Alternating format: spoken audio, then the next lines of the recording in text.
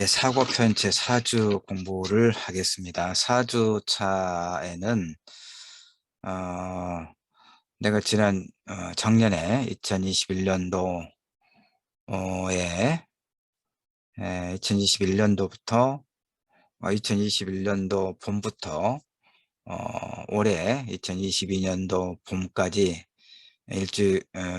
한 달에 두 번에서 세 번 정도 약 1년간 교수신문에 칼럼을 연재한 게 있습니다. 심령의 문학 프리즘 이런 그 코너에서 그러니까 문학 작품을 통해서 세상을 읽어내는 이제 그런 사회 비평적인 그런 칼럼들이었어요. 그래서 우리가 사고 표현 시간에 내가 쓴 칼럼을 이제 여러 편 읽으면서 우리 사회의 주요한 문제들에 대해서 서로 이야기를 나눠보려고 합니다.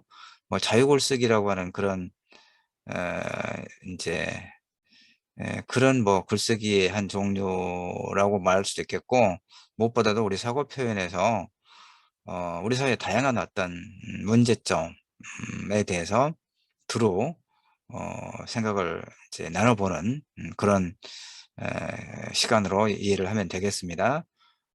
일단 1차 시에는 4주 1차 시에는 어, 그 저출산 문제가 심각하죠. 한국 사회에서. 그 저출산 문제를 좀 다뤄볼까 해요. 칼럼을 통해서. 2차 시에는 이제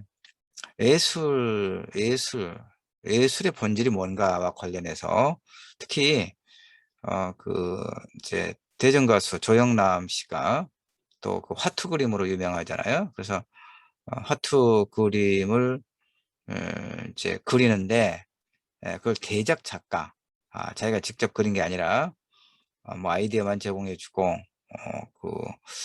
대작 작가가 그림을 그렸다는 것이죠. 그래서 그걸 이제 사기다 해서 그 법원에 재판에 넘겨주고 그 몇 년 동안 이제 재판이 진행이 됐는데, 최종적으로는 조영남 씨가 무죄로 그 판결이 났어요. 뭐 사기의 의도는 없었다, 뭐 이런 것인데, 법리적으로 보면. 그런데 결국 이제 그 조영남 씨가 그 무죄라고 그래서 그가 대작 화가를 어, 동원해서 그린 그림의 문제, 그러니까 예술의 경계, 이런 이제 어떤 본질적인 문제를 제기하고 있는 게 있습니다. 그래서 2차 시에는 조영남의 화투와 고흐의 구두, 이런 제목의 칼럼 읽기를 합니다. 3차 시에는 이제 노동의 문제가 심각하죠. 우리 사고 표현을 수강하는 남부대학교 학생들도 이제 그 졸업을 하고 나면 자신의 전공 영역에서 이제 취업을 하고 이렇게 살아가야 할 건데, 어쨌든 전반적으로 젊은 층의 청년층의 취업 문제가 매우 심각하죠. 그리고 이제 그 일반화해서 말하는 것은 늘 조심스럽긴 하지만, 그 통계를 보면 대학을 졸업하고도 어, 그 대기업에 그리고 정규직에 취업하는 비중은 굉장히 낮죠. 많은 경우 이제 중소규모의 기업에, 그리고 그 비정규직으로 이렇게 취업해서 노동 시장이 굉장히 불안정하죠. 그래서 사주 3차 시에는 노동의 미래 그리고 인간다운 삶을 위하여, 뭐 이런 그 제목으로 우리 사회 노동의 문제, 그러니까 사고 표현에서의 4주차는 내가 교수신문에 연재했던 칼럼들 중에서 몇 편을 가지고 이야기를 한다는 얘기예요. 우리 사회 전반의 우리 사회 여러 문제에 대해서. 근데 1차 시에는 어, 출산 출생률이 낮은 것과 관련한 문제. 그다음에 2차 시에는 어떤 그 조영남 화투 그림을 중심으로 예술의 문제, 예술의 본질에 관한 문제. 3차 시에는 노동의 어떤 그 불안정한 구조, 이런 것을 이야기하겠다, 이런 얘기입니다. 아, 앞에서 3주차까지 계속 했던 것처럼 앞에는 한 20분 따로 이렇게 그 보충하는 설명하는 그런 시간을 갖고, 뒤에는 한 30분 만들어져 있는 기존의 동영상을 이제 그 편집 50분 단위로 편집해서 우리 CMS에 올려놓고 여러분은 듣고 그러죠. 일주일 차 시에 수업 전반에 관한 안내 오리엔테이션 할 때 설명했던 것처럼 이번 학기부터 2021학년도 2학기부터 매 차시 50분 분량의 동영상을 올리든가 아니면 25분 30분 이렇게 수업 자리를 올리고 나머지는 매 차시 교수 학생들 간의 상호작용을 퀴즈라든가 뭐 질의응답이라든가 이런 상호작용을 해서 그걸 이렇게 올리도록 되어 있기 때문에 누누이 내가 설명했지만 그렇게 하면 나 자신도 번거롭고 우리 학생들도 수업 부담이 굉장히 많아지기 때문에 그냥 내가 20분짜리를 더 만들어 가지고 50분 분량으로 편집해서 매 차시 이렇게 올리고 있다라고 이야기했습니다. 그래서 앞부분의 음질과 뒷부분의 음질이 좀 차이가 날 수도 있는데 그 여러분이 감안해서 좀 널리 이해를 하고 그 수업에 능동적으로 참여해 주기를 내가 당부를 했죠.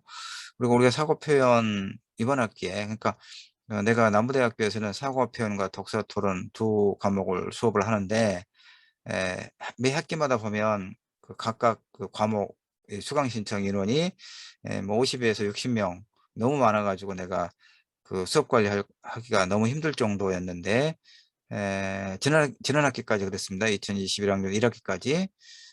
근데 이 학기에는 수강 인원이 많이 줄었어요. 우리 사고 표현이 지금 21명일 겁니다. 독서 토론은 뭐한 40, 한 4, 5명 이렇게 하고 많이 줄었어요. 그 전반적으로 우리 지역에 있는 대학들의 입학하는 학생들이 좀 숫자가 줄었죠. 그 신문에, 이제 언론에 계속 보도가 되고 있잖아요.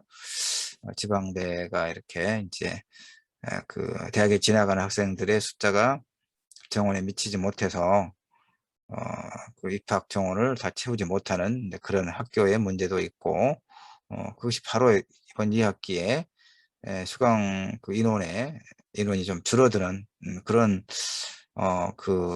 상황으로 바로 이렇게 피부에 체감할 정도로 연결이 됐나 싶기도 합니다. 어쨌든 숫자가 적으면 수업 글쎄요, 이제 강의실의 경우에는 대면 수업할 때는 숫자가 적으면 교수대와 우리 수강생 학생들 간의 상호작용이 보다도 잘 일어나고 수업에 긍정적으로 이렇게 참여하고 이런 건 굉장히 좋습니다.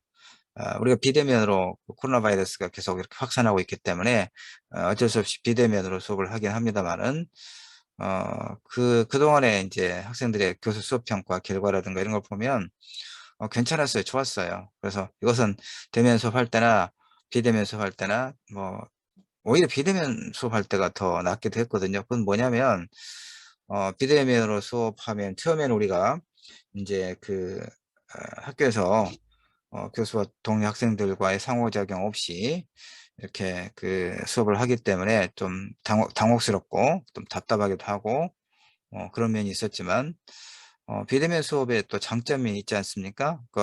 스스로 시간 관리를 잘하고 일정 관리를 잘하면 지금 여러분 같은 경우에 이제 우리가 이 매 주차 수업 기간을 일주일로 설정을 해 놓으니까 그 일주일 안에 듣고 싶은 어떤 주차의 강의 내용이 있으면 여러 번 반복해서 들을 수도 있고 그런 장점이 있죠. 그다음에 또 어, 예, 그런 장점이 있습니다. 그다음에 이제 나는 단톡방을 통해서 또 그동안에 우리 학생들하고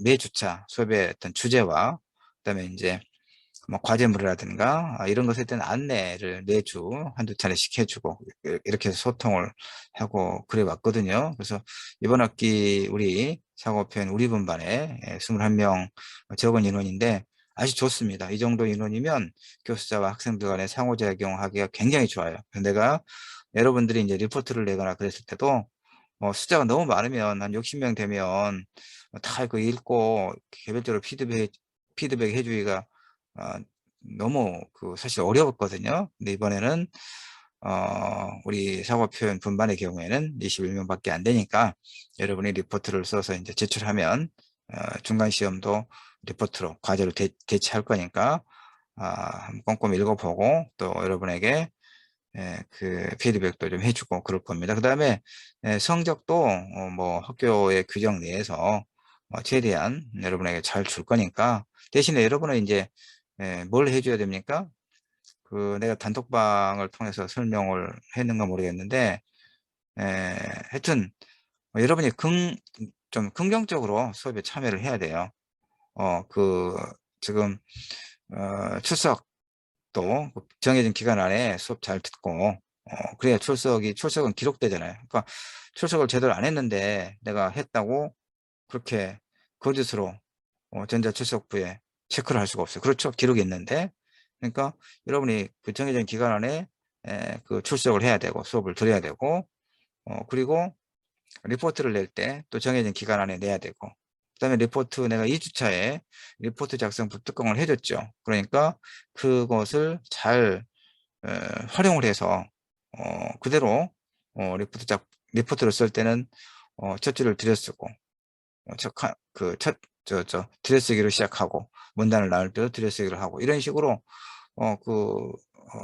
2주차에서 꼼꼼하게 1차 시, 2차, 3차 시를 통해서 리포트를 쓸 때는 어떻게 해야 된다. 내용과 형식의 측면에서 여러 번 강조했으니까 그걸 자꾸 듣고 그다음에 그건 이제 기간이 지나면 들을 수 없을 수도 있으니까 내가 또 단톡방에 올려 저번에 한번 줬던 것 같은데 링크를 내가 유튜브 계정에 올려놓고 다시 한번 또 해줄게요. 그래서 그걸 잘 듣고 여러분 듣고 어, 리포트 작성법을 준수해서 또 리포트를 내고 이래야 여러분이 할 건 성 있게 해야 내가 여러분에게 성적을 아주 잘 줄 수 있는 거죠. 서로 이렇게 수업에 능동적으로 참여하고 또 긍정적인 생각을 갖고 그렇게 하기를 바랍니다. 여러분이 이제 우리가 교양 필수로서의 사고 표현 수업이 상당히 좋은 수업이에요. 우리 사회 다양한 문제, 우리 사회뿐만 아니라 우리가 다른 사람과의 관계 맺고 살아가는 이 세계에 대한 세계 어느 사회나 우리 한국 사회뿐만 아니라 어느 사회나 다양한 그 해결해야 될 문제를 갖고 있거든요. 그런 여러 가지 문제에 대해서 우리가 두루 생각해보고 좋은 자료를 가지고 깊이 있게 생각해보고 그것을 이제 강의실이라면 말과 글로 할 텐데 표현의 영역에 있어서 우리는 비대면 수업이니까 이제 글을 통해서 리포트를 통해서 여러분은 이 수업에 또 참여하는 것이죠. 자, 이렇게 해서 우리의 사고를 그 깊이 있게 하고 확장해가고 논리적이고 체계적인 사고를 형성하는 굉장히 좋은 수업이기 때문에 여러분이 이제 비대면 수업이기도 하고 또 여러분이 아르바이트도 하고 또 여러 과목을 수강을 해야 되니까 뭐 힘이 들긴 하겠지만 하여튼 그 수업 일정 관리를 아주 잘 하면서 스스로 자기 관리를 잘 하면서 수업에 능동적으로 참여하면 굉장히 그 좋은 결과가 있을 거라고 생각을 합니다. 자, 하여튼 그 뒷부분에 30분씩 1차 시, 2차, 3차 시 뒷부분에 그 이야기하고자 하는 수업의 그 내용은 뒷부분에 30분씩 있으니까 그때 이제 그 확인하고 앞부분 20분씩은 지금 내가 그 보충 하고 설명하고 있는 것이죠. 자, 그러면 1차 시는 어떤 문제에 관련된 칼럼을 읽고 이야기를 나눠보기로 했어요. 아까 설명할 때 내가 지금 여기다 써놓지는 않았습니다만은 출생률의 문제. 그러니까 결국 이거예요. 우리 이제 한국 사회가 우리나라가 그 OECD라고 하는 세계 경제개발협력기구 에 가입돼 있는데 뭐 스물 몇 나라가 그럴 거예요. 정확하게 뭐 30 이쪽 저쪽 나라일 텐데 소위 말하면 선진국 클럽이죠. 그러니까 경제개발 협력기구인가 하여튼 OECD라고 하는데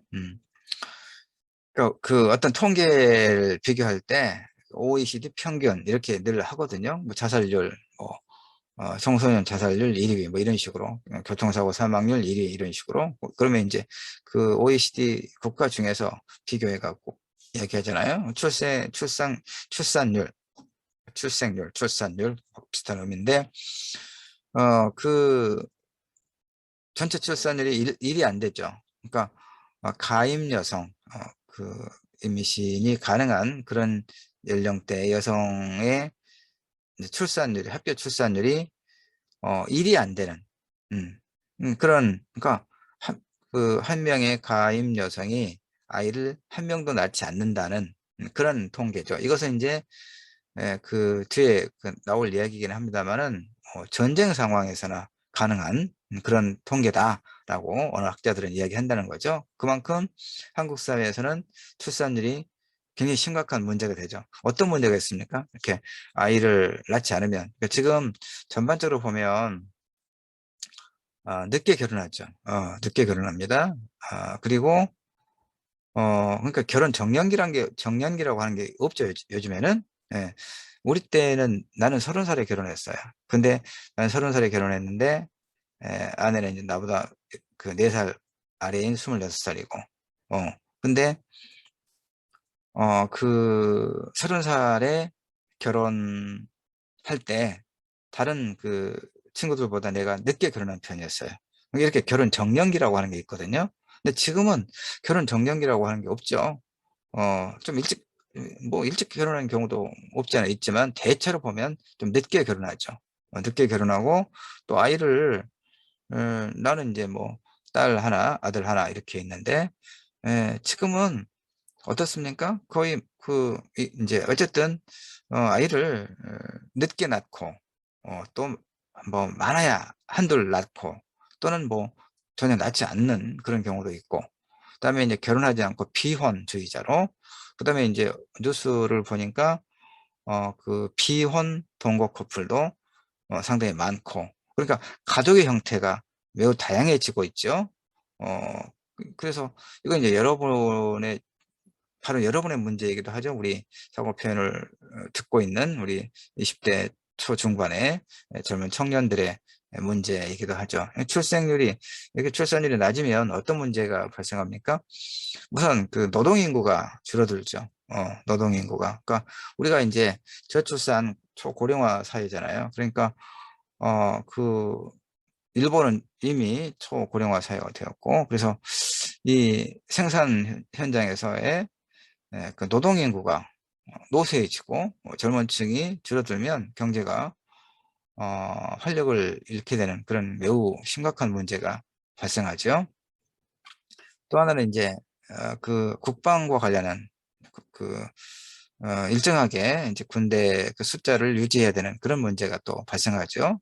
뭐 일부에서는 이제 그 여성들도 뭐 군대 가야 된다, 이런 이제 논의를 뭐 하는, 문제를 제기하는 사람들도 없지 않아 있지만, 그리고 또 이제 이런 그 징병제에서 모병제 형태로 가고, 그래서 이제 그 전체 군대 숫자도 줄이고, 뭐 이런 이제 논의를 하긴 하죠.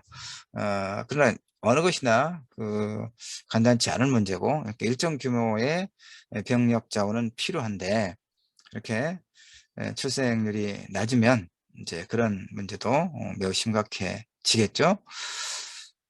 그런데 그래서 이제 바로 그런 것 때문에 정부에서도 그렇고 각 지방자치단체에서도 굉장히 많은 그 예산을 어떻게 하면 이제 그 아이를 하나라도 더 낳게 할 것인가와 관련해서 여러 가지 인센티브를 주죠.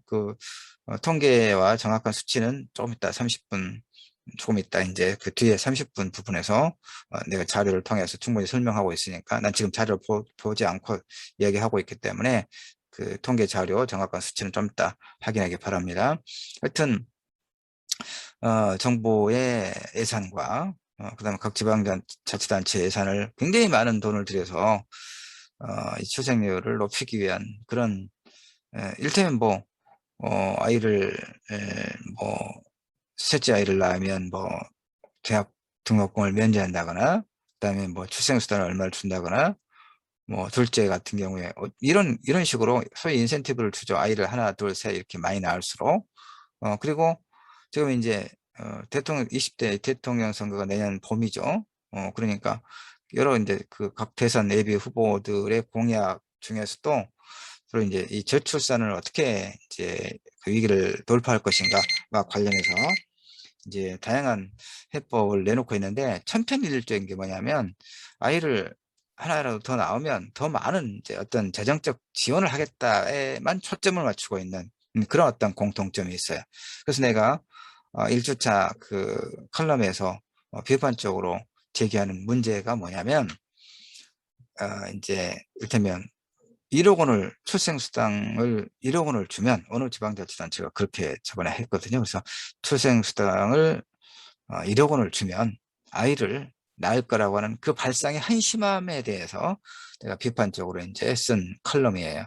그러니까 아이를, 결혼을 좀 늦추거나 하지 않거나, 또는 아이를 낳지 않는 데는 다양한 요인이 있죠.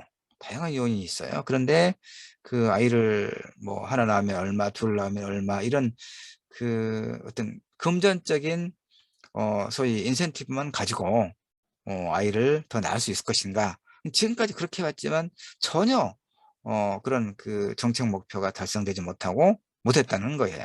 그럼에도 불구하고 그 궤도를 수정할 생각을 전혀 하지 않고, 그냥 정부든 정치든 지방자치단체든 모조리 이렇게 아이를 하나 낳으면 얼마, 둘 낳으면 얼마, 셋 낳으면 얼마를 주겠다, 어떤 뭐 학자금을 면제하고 뭘 하겠다, 이런 식으로. 그러면 결국은 사람을, 여성을, 아이를 낳는 하나의 기계로만 보는 것 아닌가, 이 정도의 비판도 충분히 가능한 그런 사고방식의 틀을 벗어나지 못하고 있죠. 바로 그런 점을 이제 뒷부분 30분의 그 칼럼 읽기에서 충실하게 이야기를 할 것이고, 여러분도 이제 잘 듣고 또 여러분 나름대로도 한번 생각을 해 보기 바랍니다. 우리 과목이 사고 표현 아닙니까? 예. 앞부분은 이렇게 이 정도로 하고요. 예. 예, 이번 주는 위에다 내가 표시를 하지 않았네. 사주 1차 시 공부를 좀 합시다. 이번에는 이제 뭐 자유글쓰기 일종이라고 볼 수 있겠는데, 어쨌든 뭐 내가 4주차는 뭐 1, 2, 3차 이렇게 내가 독서가 아니지, 교수 신문에 쓰고 있는 칼럼 중에서 하나씩 골라 가지고 뭐 다양한 어떤 생각들, 그리고 이제 표현할 때, 글을 쓸 때 우리가 또 눈여겨봐야 될 것들, 이렇게 좀 편하게 생각해 보려고 합니다. 일단 그 이제 1차 사주 1차 시 자료는 교수신문 2021년 3월 2일자, 그러니까 가장 최근치 자료, 최근치 칼럼을 보려고 해요. 교수신문에 한 달에 두 번, 뭐 세 번, 대체로 한 두 번 정도 그 칼럼을 연재를 합니다. 심령의 문학 프리즘 이런 이름으로. 근데 이건 24번째 이제 글인데, 제목을 이렇게 잡았어요. 출생수당 1억을 주면 아이를 낳을 거라는 발상에 대해서 비판적인 견해를 이제 그 밝히고 있는, 일정하게 그 칼럼 자체가 논증적인, 뭐 충분하게 논증적이진 않죠. 뭐 학술 논문이라든가 이런 것은 이제 어떤 뭔가를 밝히고 그것의 근거를 제시하고 그러는 것이 이제 그런 건데, 이 칼럼은 칼럼도 이제 뭐 주장과 함께 나름의 그 주장이 옳다는 것을 어떤 근거와 자료를 제시해서 이야기하는 거니까, 크게 보면 칼럼도 논증적 글쓰기 글의 한 종류예요. 그렇습니다. 그런데 이제 이 그 여러분에게 지금 이제 이 자료는 그 내 칼럼이긴 한데, 이제 이런 그 자료는 본래 칼럼에는 들어있지 않아요. 글만 있는데, 이 자료들은 이제 우리 수업 자료로 또 만드느라고 이런 어떤 자료, 그림 이런 것은 이제 옮겨와서 활용하고 있어요. 자, 일단 봅시다. 내가 이제 교수신문에 칼럼을 이제 쓰면서 그 코너 이름을 오피니언 컬럼에 들어가서 이제 문학 프리즘, 이렇게 심령의 문학 프리즘, 그러니까 문학을 통해서 세계를 읽는다, 뭐 이런 것이 되겠죠. 자, 한번 읽어가면서 설명을 할게요. 출생률이 출생률이 사회 문제화된 게 어제 오늘의 일이 아니죠. 어, 그 그래서 이제 어쨌든 뭐 중앙 정부는 물론이고, 내가 이제 수업 자료 이렇게 만들어 놓고 한 번씩 다시 또 뭔가 오류가 있거나 이런 거 이제 그 점검을 하느라고 들어보면 입말, 그 사람 특유의 그 입말들이 있는 것인데, 저는 어쨌거나 뭐 이런 말을 많이 쓰는 것 같더라고요. 좀 줄여보려고 의식적으로 노력을 합니다. 그 듣는 입장에서는 그렇게 썩 뭐 어떤 입말을 자주 반복하면 그렇게 좋을지 어쩔지, 예, 다시, 예, 어쨌거나 하면 안 되겠죠. 이럴 때 꼭 어쨌거나. 예. 하여튼 하여튼으로 바꿨군요. 자, 출생률이 사회 문제가 됐어요. 출생률이 어떤 사회 문제를 일으킵니까? 출생률이 낮으면 일단 노동력 감소, 그렇죠? 그러니까 이 그 평균 수명이 길어졌잖아요. 내 주변에 보면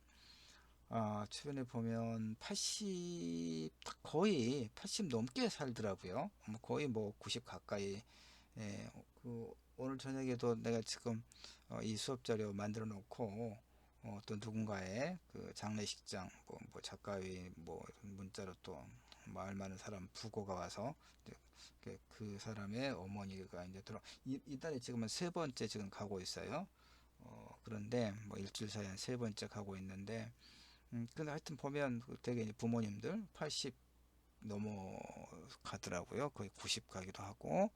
그러니까 이렇게 그 수명은 굉장히 길어졌는데, 근데 사람이 역시 되게 이제 우리가 그 일할 수 있는, 물론 의지나 능력은 뭐 70도 있어요, 요즘에. 그런데 이제 직장에서 그 되면 그 일을 할 수 있는 나이가 뭐 60, 그러니까 공무원은 60, 공무원은 60, 교사는 62, 교수는 65, 이 정도 돼 있거든요.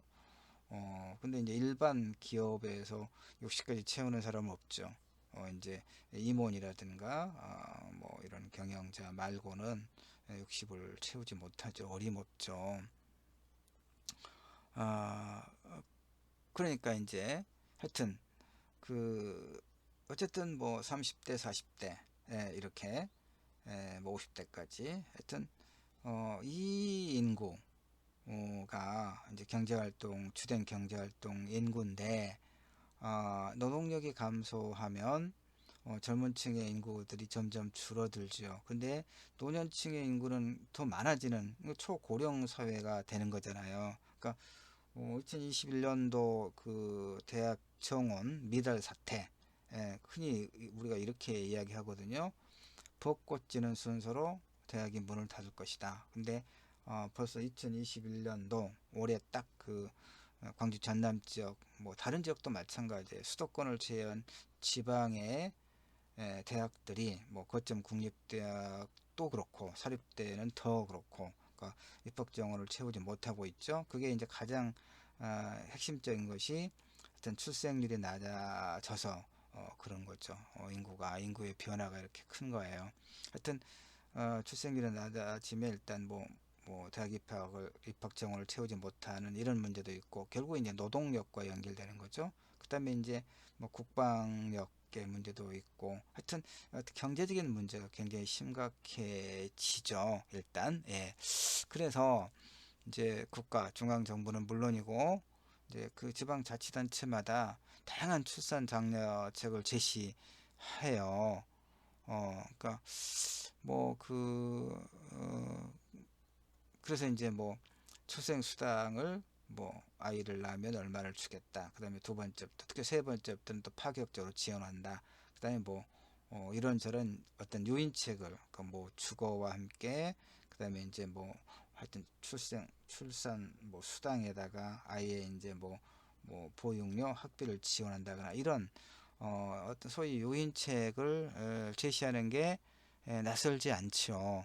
결국에 이제 주거 안정과 출산에 대한 재정 지원책이다 이런 얘기예요. 그런데 내가 이제 하고자 하는 말은 뭐냐 이야기에서 그 절박함은 있죠. 국가나 지방자치단체. 지방자치단체도 예컨대 뭐그 군 단위가 10만 명인가? 그 인구가 이제 무너지면 그 이제 뭐 선거구, 국회의원 선거구도 이렇게 통폐합되고 지방자치단체 그 자격을 잃고 이런 게 있을 거야 아마. 그러니까 사활을 걸고 지방자치단체는 자기 지역에 이제 그 인구 요입, 출산 장려책을 이렇게 내걸고 국가적 차원에서도 그렇고 엄청나게 많은 이제 이 비용이 이제 뭐 투자라고 할까 지불했다고 할까 그랬음에도 불구하고 출생률은 점점 낮아지고 있죠. 여러분은 어떻게 어디에 그 원인이 있다고 봐요? 출생률이 낮아질 때 발생하는 문제, 어떤 경제적인 어려움, 노동력의 감소라든가 이런 몇 가지를 봤는데 그 원인은 결국 어디에 있다고 봅니까? 근데 이제 그걸 한번 찾아보는 거예요. 그러니까 내가 지금 이 제목도 그렇고 이 서두에서 이야기하고 있는 것은 뭡니까? 이 그러니까 출생률이 문제다라고 하는 것인데, 이걸 이제 높이기 위해서, 그 어떤 유인책으로서, 심지어 뭐 하여튼 출생수당 1억은 뭐 하여튼 이런저런까지 해서 뭐 이렇게 일정하게 파격적이다 할 만한 그런 어떤 그 지원 유인책을 제시하고 있는데, 그렇다고 해서 우리가 아이를 낳느냐, 그러니까 왜 아이를 낳지 않는가에 대한 근본적인 원인을 좀 분석을 하고 그것에 맞춰서 무엇인가를 개선해 나가는 뭐 그걸 전혀 안 한다고는 볼 수 없지만 어쨌든 지금까지 출산 그 장려책은 실패했다라고 볼 수밖에 없죠. 그것이 이제 이 자료를 보면 확연히 드러났죠. 이게 통계청에서 이제 2020년에 작년에 발표한 자료예요. 2019년 출생과 사망 통계 잠정 결과라고 되어 있는데 이걸 이제 보면요.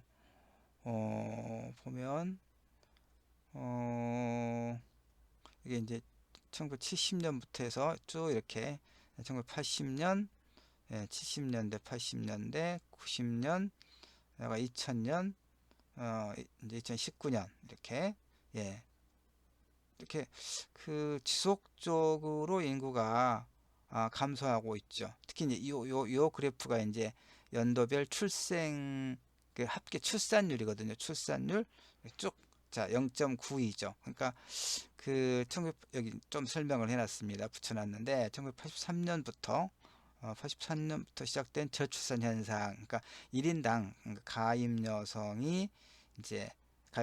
한 사람이 출생하는 이제 평균 그 출생률이 2.1명 이하였는데 지금 이 저출산 현상이 35년 이상 지속되고 있다 이런 얘기죠. 그래서 이제 저출산은 그 가임 여성 한 명이 아이를 2.1명 이하를 이제 출산하는 경우를 저출산이라고 하는 모양이에요. 그리고 초저출산은 1.3명 이하. 그런데 지금 이제 2019년을 보니까 이 합계 출산율이 0.92명. 그러니까 가임 여성 한 명의 아이를 낳지 않는, 그러니까 한 명이 채 미치지 못하는 평균으로 하니까 이런 세계 유일의 합계 출산율 1위 한 명 미만, 그러니까 아주 심각한 문제를 이제 이 통계 자료를 통해서 우리가 알 수 있죠. 뭐 출생률과 출산율을 어떻게 이제 뭐 그 저 어휘 구분해 놨습니다. 이건 뭐 크게 우리가 중요한 건 아닙니다만은 그 다음에 자 이제 이런 문제가 있고 그 다음에 보면 이제 그 문학 프리즘이니까 문학 작품을 내가 이제 어떤 걸로 그러니까 여러분이 글쓰기를 할 때 이제 참고를 할 수 있겠죠. 뭔가 과제를 제출한다거나 또 여러분이 나름의 어떤 글을 구상할 때 그러니까 이 서두에는 내가 이제 하여튼 제목을 통해서 이 글에서 말하고자 하는 게 무엇인가가 좀 드러나죠. 드러나고 서두에서 이제 출생률이 낮아서 여러 가지 이제 문제가 심각하다. 그리고 이제 그 출산율을 높이기 위한 어떤 그 유인책, 장려책이 있는데, 그것은 근본적인 해결책이 아니다라고 이렇게 일단 이야기를 하고 있습니다. 자, 그리고 이제 이런 그 신뢰할 수 있는 자료를 이제 제시하면서 하여튼 이 출산율의 문제가 매우 심각하다고 하는 것을 이렇게 서로 이제 동의할 수 있는 그런 글쓰기 전략이라고 볼 수 있죠. 예. 그리고 물론 여러분이 글을 쓸 때는 이제 이런 건 필요 없습니다. 나는 수업이기 때문에 따로 이제 그 설명을 좀 덧붙이긴 했어요. 자, 그래서 문학 쪽은 어떤 게 있는가 봅시다. 구병모 장편 소설 내 이웃의 식탁이라고 하는 장편 소설이 있습니다. 이걸 가지고 이제 내가 평론을 또 썼죠. 그 평론집 소설적 상상력과 젠더적 지약, 작년에 3월달에 2020년 3월달에 펴낸 문학평론집 안에 한 꼭지 들어있는 글인데, 하여튼 이제 그 글이 평론이 이제 이 구병모 장편 소설 내 이웃의 식탁을 이제 분석한 그 평론이 있다 이 말이고, 그 내 이웃의 식탁은 변화없는 현실과 불편한 타자들에 관한 소설이다라고 말할 수 있어요. 그럼 변화없는 현실은 뭐냐? 이제 여성의 사회적 책무가 미래의 노동력으로서, 아까 그랬잖아요. 출산율이 낮아지면 노동력의 문제가 가장 심각하다라고 이야기했잖아요. 이런 식으로 그러니까 여성의 사회적 책무가 여전히 미래의 노동력으로서 아이의 출산과 양육에 있다는 거, 여성의 사회적 책무가 이런 것이, 그런데 이제 아이의 양육은 거의 전부거나 아니라도 여성의 몫이다 라고 하는 우리 사회 인식이 여전하다. 이게 이제 변화없는 현실이다, 이런 의미에 알겠죠. 다른 하나가 뭡니까? 불편한 타자. 이제 이렇게 공동체 생활에서 불가피하게 마주하게 되는 이웃 사이에 다양한 어떤 갈등들이 있죠. 좀 피곤한 그런 관계들이 있거든요. 근데 특히 이 소설에서 이제 그 피곤한 관계는 두 가지가 있어요. 이제 그 소위 공동주택에서, 공동주거 시설에서 이제 어떤 뭐 나이 든 여자가 그 이제 자발적으로 그 뭐 반장처럼 이렇게 리더 역할을 하려고 하는 뭐 일종의 그런 것도 필요하긴 하지만, 어쨌든 그런 관계에서의 피곤함이 하나 있고, 특히 이 소설에서 이제 내가 나중에 또 우리가 볼 기회가 있을 거예요. 근데 주목하고 있는 것이 뭐냐면 소위 뭐 그루밍이라고 이 소설에서는 그렇게 하기가 마땅치는 않지만, 어쨌든 그런 것들, 그루밍, 성폭력과 같은 성추행이라고 볼 수 있나? 하여튼 언제나 선을 넘을 듯 말 듯 애매모호한 그 말과 행동으로 접근해오는 이웃의 남성과의 관계에서 발생하는 참을 수 없는 불편함에 관한 것, 이런 것을 이제 이 구병모 장편 소설 내 이웃의 식탁에서 다루고 있는 이야기들이에요. 이야기들이고, 자, 이제 그런데 아이를 예쁘죠. 정말 세상의 모든 아이는 이렇게 예뻐요. 일단 아이는 예쁘죠. 그런데 자, 독일 출생의 사회학자 마리아 미즈가 이제 가부장제 자본주의라고 하는 책에서 뭘 말하고 있냐면, 그러니까 요 얘기하고 같은 거예요. 지금 내가 써놨던 것들 여기 보면, 사람이 노동력으로 나타나는 생산적 영역에만 초점을 맞추는 사회는, 인구 통제가 주된 문제가 될 때만 가족과 노동력으로서 여성에만 관심을 갖더라. 마땅치 않다는 얘기죠. 그러니까 여성이 뭐 그 여성의 어떤 사회적 책무 역할이라고 하는 것이 어떤 모성성, 그러니까 아이를 갖고 아이를 또 이제 그 출산해서 또 육아를 하는 이런 소위 모성성의 그 어떤 틀로만 여성의 사회적 역할을 규정하는 것, 오랫동안 이제 가부장제 사회에서 그래 왔죠. 그것이 이제 마땅치 않다, 뭐 이런 얘기입니다. 그래서 미즈는 이제 자본주의와 가부장제가 서로 이제 암묵적인 어떤 관계에 있다, 이런 얘기인데, 요것까지 우리가 이제 여기서 설명해서 수업에서 이 시간에 다루기는 마땅치 않고요. 어쨌든 그 마리아 미지의 이제 이 견해를 이제 빌려서 이 구병모 장편 소설 내 이웃의 식탁을 읽을 때 그러다 보면 이제 우리 몸과 삶에 가해지는 다양한 종류의 강요로부터 어떻게 억압 강요 내지는 억압으로부터 어떻게 그것을 벗어나서 독립성을 갖출까, 독립적인 어떤 그 주체가 될 수 있을까? 이것이 이제 이 구병모 소설의 서의 이제 어떤 문제의식이다라고 말할 수 있겠고요. 그 다음에 다시 이제 처음에 문제 그 제기했던 것과 관련해서 이제 쭉 보면 아이를 낳지 않는 그 내가 또 이제 글쓰기에서의 글 쓰는 데 있어서의 또 그 하나의 버릇일까 이런 게 그러니까 이걸 좀 굉장히 또 무의식적으로 많이 쓰더라고요. 그러니까 아이를 낳지 않는 여러 이유 중에서 경제적 불안정, 경제적 불안정, 그리고 주거 불안정이나 육아에 대한 어려움이 중요한 요소가 아니라고는 못하겠지만, 그렇죠. 중요하지요, 여러분.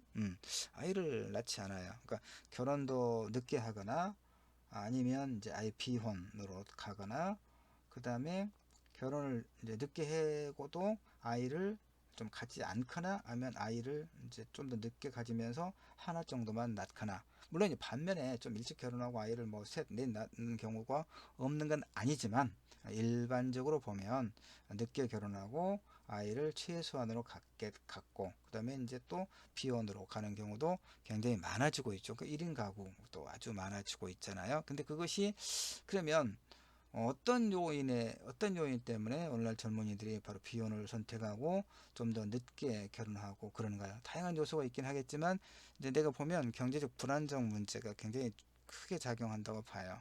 취업하기가 어렵고 취업해도 비정규직이라고 하는 이 고용 불안, 평생 직장이 사라진 시대에 이런 어떤 그 경제적 항상적으로 우리가 이제 느끼는 불안의 감각, 이 경제적 불안정. 거기에 이제 가장 또 중요한 요소가 뭡니까? 주거 불안정이죠. 광주도 아파트값이 굉장히 많이 올랐어요. 서울은 뭐 말할 것도 없죠. 거의 지옥이죠. 주거 지옥이고. 광주도 뭐 요즘에 아파트가 뭐 평당 뭐 1,500, 2,000 그래요. 새 아파트들이 25평이 평당 1,500이면 얼마인가요? 계산도 못 하겠네. 하여튼 뭐 보통 뭐 3억, 4억은 25평 새로 만든 아파트들 그래요. 광주 지역 보면 이 주거 불안정. 그다음에 이제 특히 육아에 대한 어려움. 우리가 독박 육아라고 하기도 하고 요즘에 이제 뭐 공무원과 교사 같은 안정된 직장의 경우는 이제 부부가 그 육아휴직도 1년 동안 이렇게 쓸 수도 있고 그렇지만 일반 그 개인적인 사기업에서는 어림없는 일이죠. 어림없는 일이에요. 그러니까 이런 그 경제적 불안정, 주거 불안정, 그다음에 육아에 대한 어려움, 뭐 아이들을 낳아서 이제 그러니까 일과 삶의 어떤 양립이 거의 가능하지 않고 아이를 낳아서 이제 뭐 어린이집이나 유치원에 보내는데 끊임없이 또 아이들을 학대하는 문제가 또 굉장히 또 심각한 사회 문제가 되고 있지 않아요? 그러니까 지금 이제 이런 그 다시 지금 내가 어떤 이야기 하고 있는가 여러분 놓치지 마세요. 이 칼럼에서 하여튼 출산율이 굉장히 낮다. 그래서 이제 국가 차원에서 또 지방자치단체에서 그 위기 의식을 느끼고 오래전부터 많은 예산을 투입을 해서 출생률을 높이기 위해서 가진 노력을 다하고 있지만 근데 그건 이제 거의 실패하고 있고 그다음에 또 뭐 아이를 낳으면 얼마를 주겠다 이런 그 근시안적인 표피적인 대책 가지고는 이 출산율을 높일 수 있는 문제가 아니다. 그 얘기를 하고 있죠. 그러면서 이제 경제적 불안정과 주거 불안정, 육아에 대한 어려움 역시 아이를 낳지 않는 그 이유 중에서 매우 중요하다. 그러나 내가 봐서는 이제 이 글쓴이 필자 심령이가 봐서는 근본적으로는 아이들이 건강하게 자랄 수 있는 사회적 환경이 갖춰져 있지 않은 것이 나로서는 더 큰 문제다. 이렇게 봐요. 그러니까 아이를 낳지 않는다는 데 대한 위기의식 못지않게 예, 아이를 낳아서 그걸 잘 길러야 되는데 그런 어떤 조건들, 사회적 환경이 너무나 열악해졌어요. 뭐냐면, 그 유아 위탁 시설, 금방 이야기했지만, 유아 위탁 시설들, 그 어린이집이나 유치원에서 뭐, 그 빈번하게 일어나는 아이들에 대한 어떤 학대, 예, 그 다음에 이제 양부모나 심지어 친부모들에게서 일상적으로 이루어지고 있는 아이들에 대한 학대 혹은 살해. 왜 이런 문제가 많이 일어나는지 정말 알 수가 없죠. 그 다음에 이제 우리가 우리 수업에 참여하고 있는 친구들이 대체로 이제 대체가 아니라 다 그렇죠. 뭐 20대 초반 나이를 좀 먹었으면 20대 중반의 젊은 남녀 학생들이니까 젊은이들이니까 이런 문제가 내가 늘 그 이제 뉴스에 그 문제가 되고 있는 그 뉴스들을 보면 뭐 10대 후반이나 20대 초반에 임신을 하고 근데 또 자신이 임신했다는 사실도 모르고 뭐 임신을 출산을 했다거나 그래서 출산한 아이를 이제 이렇게 여기저기로 유기를 한다거나 살해를 한다거나 이런 그야말로 그 어떤 비극적인 일들이 많이 이렇게 보도되고 있죠. 그러니까 우리가 이제 그 그러니까 그렇게 이제 일정하게는 뭐 무책임하게 또는 충분하게 준비가 되지 않은 상태에서 아이를 낳게 됐을 때 그 아이를 따뜻하고 좋은 환경에서 잘 기를 수가 없죠. 그래서 그 우리나라가 2차 세계대전 이후에 그 고아를 이제 다른 해외로 입양했잖아요. 어느 나라는 하는데 소위 이제 그 5명이 뭐 고아 수출국 1위예요, 우리나라가. 예. 굉장히 많은 그 아이들을 해외로 입양하고 그 다음에 서울에도 베이비박스라고 하는 여러 군데 베이비박스가 있잖아요. 보육원도 많고 이게 버려진 아이들이 굉장히 많죠. 이 아이들을 잘 그러니까 안 낳는다고 이렇게 문제 삼을 게 아니라 낳은 아이들만 잘 이렇게 그 우리 사회 전체가 잘 길러도 나는 뭐 문제가 없지 않겠는가 한 명만 낳아도 이런 생각을 하거든요. 그 다음에 이제 그래서 바로 이런 아이들에 대한 학대나 살해를 어떻게 예방할 수 있을 것인가의 문제. 예, 이것에 더 많은 지혜를 모으는 것이, 뭐, 몇천만 원, 뭐, 1억, 이런 출산 장려금을 주겠다는 유인책보다 더 중요하지 않을까, 뭐, 이런 생각을 해요. 그리고 또 올해부터는 2021년도부터는 전국의 모든 고등학교가 무상 교육이더라고요. 나 어렸을 때만 정말 그런 걸 보면 우리 사회가 이제 뭐 청년 취업의 문제도 심각하고 다양하게 이제 어떤 폭력적인 구조도 늘 문제가 되긴 하지만 이제 이렇게 보면 이제 꼰대 라떼는 말이야 요 얘기가 될 수밖에 없는데 여러분의 부모님 그다음에 이제 나만 하더라도 고등학교 무상 교육이라니요 참 정말 부러운 상황에 정말 그렇습니다. 과거하고 비교하면 우리나라가 굉장한 복지국가고 어떤 선진국이 됐어요. 그런 게 정말 물론 빈틈, 사각지대가 여전히 많이 있어요. 그럼에도 불구하고 전반적으로 보면 상당한 복지 체계를 잘 갖추고 있어요. 아니 고등학교까지 무상 교육이라니요. 전에는 우리 때는요 초등학교만 졸업하고 중학교에 진학하는 비율, 고등학교에 진학하는 비율 그렇게 높지 않았어요. 근데 지금은 뭐 고등학교까지 다 무상으로 그다음에 이제 급식도 거의 무상 아마 급식이죠. 그러니까 공부할 의지만 있으면 물론 이렇게 뭐 단순해서 말하기는 어렵습니다만 어쨌든 내가 하고자 하는 말의 의미가 여러분에게 잘 전달됐나요? 그다음 또 하나 이제 마지막 하나 문제가 있어요. 내가 제기하고 있는 문제. 자, 출생률이 낮다고 문제가 되고 있잖아요. 우리가 이제 아이를 낳기 위해서는 일단 뭐 동성 간의 이제 사랑도 뭐 가능하고 뭐 그렇긴 하지만 아이를 낳을 수는 없으니까 일단 뭐 자연적인 그런 어떤 그 관계에서는 남성과 여성이 이제 관계를 좋아하는 사이에서 관계를 맺고 그래야 이제 아이가 또 출생하고 그 아이를 또 잘 돌보고 그러는 거죠. 그러니까 일단 아이의 출생 이전에는 이제 그 어떤 뭐 연인 좋아하는 사람이 있든 어쨌든 그 좋아하는 사람 연인이라고 봐야겠죠. 그 둘의 관계가 일단 전제가 되는 거죠. 특히 남성과 여성 간의 어떤 관계 이후에 이제 아이가 출생하게 될 거니까. 근데 그 관계에 있어서 볼까요? 이 내가 써놨는데 누군가의 관계를 응? 누군가의 관계를 그만 끝내고 싶을 때 죽음을 각오하면서 이별을 통보해야 하는 우리 사회의 이런 폭력적 현실이 바뀌지 않는 한 누군가를 만나고 관계를 맺고 아이를 낳기를 바란다는 것이 가능해요, 여러분? 난 가능하지 않다고 봐요. 난 이제 아들 하나 있고 딸이 하나 있고 그러는데, 난 정말 여기 볼까요? 이것도 경찰청이 이제 2000년에서 2015년 8월까지 그 이제 집계한 통계예요. 그러니까 소위 데이트 폭력이라고 하는 거 매년 평균 7,355건. 이게 이제 신고된 건만 그렇죠. 근데 3일에 한 명꼴로 살해당한다는 거예요. 세상에. 뭐예요? 이게 살해, 예. 어떻게 이럴 수가 있을까, 여러분? 이런 뉴스 굉장히 많이 보잖아요. 어, 그래요.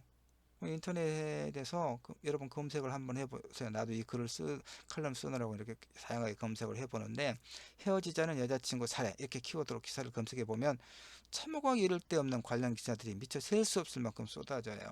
그러니까 요즘에 또 당사자만 그런 게 아니라 부모나 친척과에도 서슴없이 살해하는 경우가 늘고 있죠.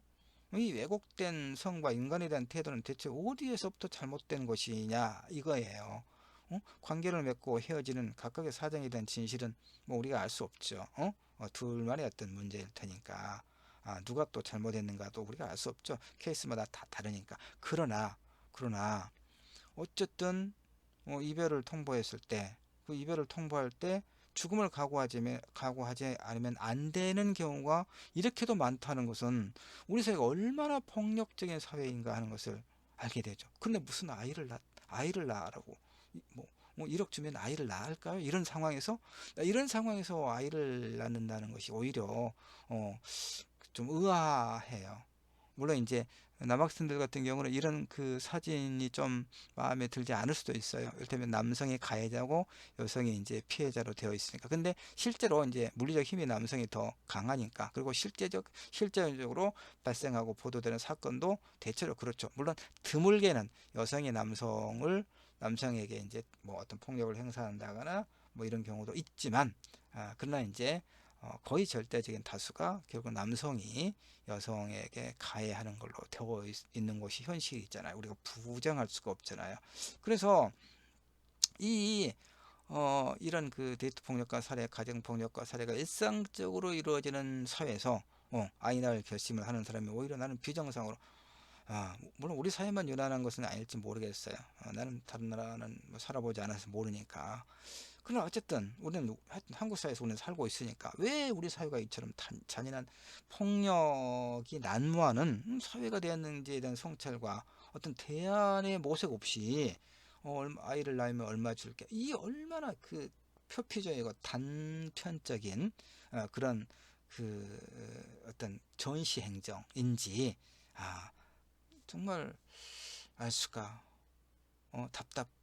답답합니다. 자, 이런 내용의 글입니다. 여러분도 같이 생각해 보고 나중에 이제 뭐 어떤 과제를 또 낼 때 이런 내가 썼던 글, 이런 이제 강의를 참고해 가면서 이제 글의 형식의 문제, 뭐 들여쓰기라든가 문단을 구분하는 문제라든가 이제 글을 어떤 서두에서 그다음에 본론에서 이제 마무리해서 어떻게 내용들을 배치하고 있는가, 이런 문제를 뭐잘 보고 활용하면 매우 좋지 않겠나 이런 생각을 합니다. 4주 1차 시는 일단 여기서 마치도록 할게요. 여러분 고맙습니다.